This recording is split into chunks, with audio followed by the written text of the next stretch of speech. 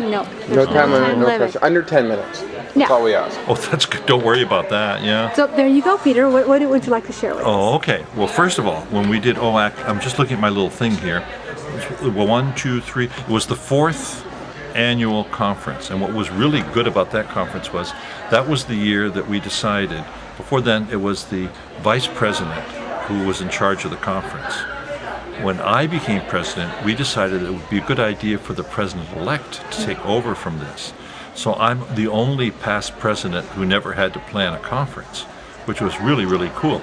And I'm also the only president that had it at a college that no longer exists, because at the time it was the College of Notre Dame in Belmont, and now it's the College of Notre Dame de Namur in Belmont.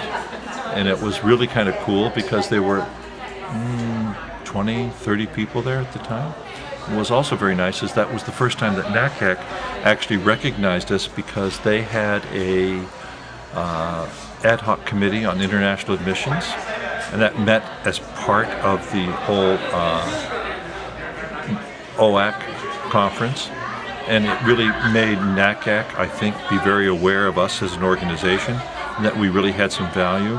And that's the whole, we were really proud, because that's the first time that in the statements of principles that they had the international part of it. So what they did is they used the whole statement thing, but then they had the special section that's still there that we used to publish in our little website as well.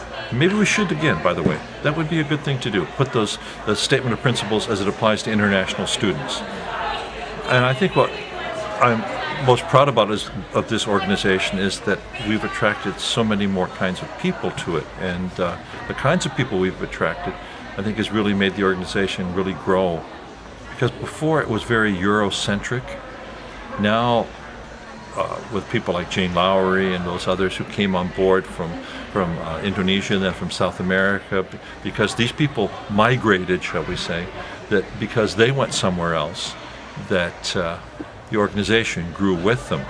And now I think what I'm proudest about this whole organization is that we have a voice at NACAC. People recognize who we are, and that international students are not just looked upon as the cash cows, or they're not looked upon as just, we need some more of these people because of their money. They're looked upon in a whole different kind of way. They're looked upon as value, and I think that as we have convinced a lot of these colleges that international students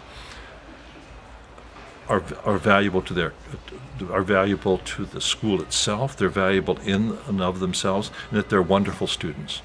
And I think that's what we're really, really proud of. And there's a little thing that Ted Washburn said, and it's in our little brochure here.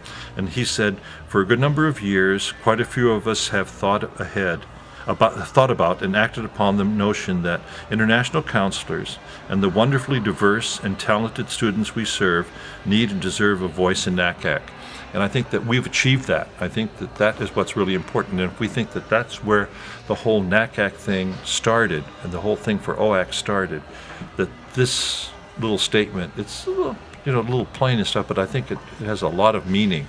And when you think of the number of people that come to our conference now, for lots of different reasons, for silly things like dodgeball, which now becomes so important to the organization, and it gives that a whole feeling. When you go to an OAC conference, you come there and you meet these people from everywhere, and it's just like Jane Lowry used to say, it's just like summer camp. Everybody says, oh, how are you? Because, I remember you from last year. And all the people, we have the same vision. We all are working with international kids or recruiting international kids. So I think it's just such a good combination. We don't have to explain ourselves. We don't have to say, no, our kids don't speak Japanese, or some of them do. We're international schools. We have a whole different clientele. We don't have to explain ourselves. So I'm really, really pleased that this whole organization has gotten off the ground, and I think it'll continue. And I'm really, really happy, and I'm happy with the diversity that we have. I'm happy that Canada is a part of overseas. Although we did try to change the name once. We tried to change it to from OAC to International.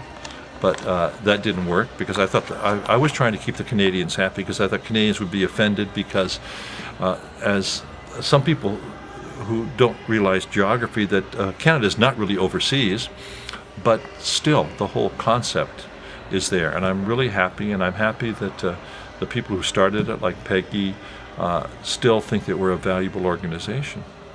And I have nothing else to say, I think. I don't know. Excellent. Is there something else that you